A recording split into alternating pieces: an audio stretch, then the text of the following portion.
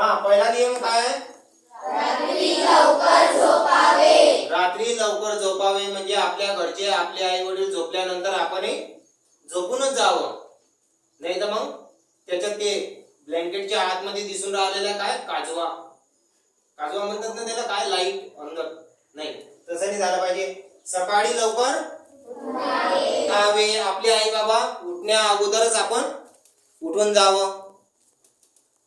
आई वडिलांची आज्ञा पाळावी. आई वडिलांनी जेवढी आज्ञा आपल्याला सांगितलेली आहे त्याचा पालन आपण केलंच पाहिजे. त्याला समोर ढकलू नये.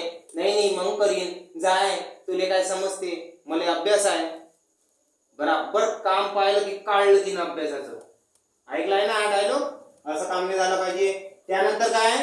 आपल्या शरीराची काळजी घेणे. आपल्या शरीराची काळजी घेणे. आपल्या शरीराला कुडादान बनवू नका. कचरा पेटी नाही आहे. काही पण आपण त्याच्यात टाकून राहिलेला मेलेला कोंबडा आणून टाकून दिलं, कोंबडीनं अंड दिलं ते आणून टाकून दिलं, काही पण आणून टाकून राहिलं. त्यामध्ये आलू चिप्सचे पाकिट आहे 2-2 वर्षाचे भरलेले, ते खाऊन राहिलेलो आपण. नाही काही पण नका टाकू. पोषक आहार घ्या, संतुलित आहार घ्या, चांगलं खा, चांगले राहा. त्यानंतरचा नियम सांगा.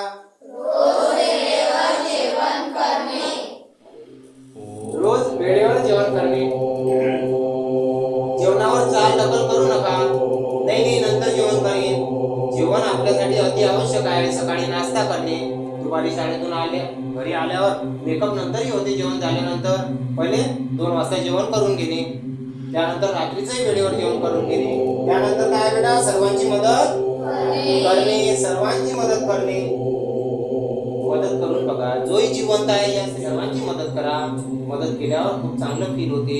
आपण ह्या जगामध्ये राहतो म्हणजे ईश्वराचा अंश आपल्यामध्येच आहे. तर आपलं काम आहे त्यांची मदत करणे. त्यानंतर काय? रागवू नये, वाईट बोलू नये. रागवायचं नाही. वाईट बोलणं, वाईट शब्द बोलल्याने आपल्याला काहीच मिळत नाही. शिवी हा असा शब्द प्रयोग आहे ज्याला आपण आपल्या तोंडावाटे काढून काय करतो? आपल्या मनाला अगाध शांती त्यामधून प्राप्त होत असते.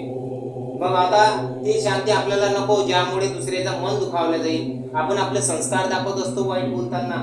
हे बघा आमच्या आई वडिलांनी आम्हाला हे शिकवलेलं आहे, आणि आपण ते शब्द बाहेर काढत असतो चार चौघामध्ये, समाजामध्ये. त्यानंतरचा नियम काय? रोज अभ्यास करावा. थेंबे थेंबे तळे साचे बेटा. रोज तुम्ही पहिले 15 मिनिट करा, त्यानंतर अर्धा तास करा, त्यानंतर 2 तास करा, 1 तास करा. आपोआप सवय वाढत जाईल. अभ्यास आवश्यक आहे आपल्यासाठी. त्यानंतर रोज ध्यान करणे. ध्यान करावा. सकाळी उठल्यानंतर जर आपण स्वतःला 10 मिनिटे देत नसेल तर जनावरात आणि आपल्यात काय फरक आहे? खातात ते, आपणही खातो. झोपतात ते, आपणही झोपतो. ते कधी नाल्यातून आंघोळ करून येते कुत्र, माहिती आहे? पटपट अंग घेतात ते इकडे. मग त्याच्यात आपल्यात काही फरक नाही राहिलं. ध्यान करा, त्यामुळे मानसिक शांती प्राप्त होते आपल्याला. त्यानंतर शांत राहणं शिका. शांतीमध्येच सर्व जग समावलेलं आहे. एवढ्या मोठ्या ब्रह्मांडामध्ये बघा शांत आहे. फटाके फुटून राहिले तिथं. जिथं शांत आहे तिथं आपलं मन लागते. गडबडीमध्ये जिथं किलबिल आहे तिथं आपलं मन विचलित होत असते.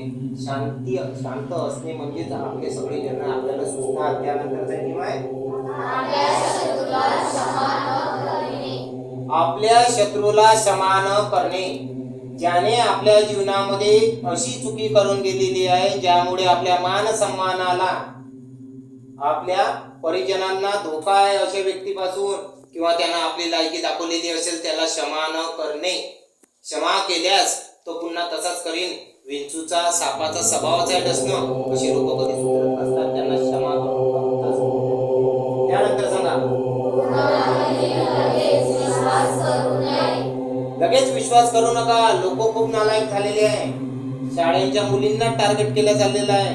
शाळेच्या मुलांना टार्गेट केलं चाललेलं आहे. जग बदलत आहे हे सांगताना मला थोडासाही काहीच वाटत नाहीये. हे सांगताना तुम्हाला टार्गेट केलं चाललेलं आहे. विश्वासच करायचा नाही. मी फक्त विश्वास माझ्या आई वडिलांवर करतो. कोणावर?